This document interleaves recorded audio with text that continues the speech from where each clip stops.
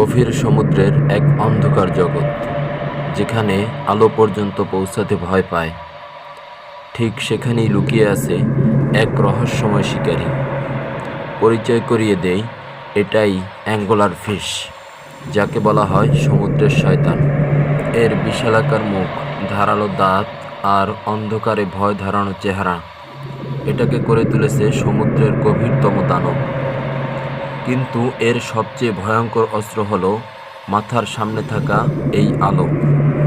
শিকার যখন এই আলো দেখে ধোঁকা খায়, তখন এক নিমেষেই পুরো শিকার চলে যায় এর বিশাল মুখের ভিতর। এমনকি এদের প্রজনন পদ্ধতিও অদ্ভুত। পুরুষ অ্যাঙ্গলার ফিশ স্ত্রী মাছের সাথে চিরকালের জন্য মিশে যায়, যেন এক জীবন্ত পরজীবী। ভিডিও ভালো লাগলে আমাদের চ্যানেলটি সাবস্ক্রাইব করার অনুরোধ থাকলো।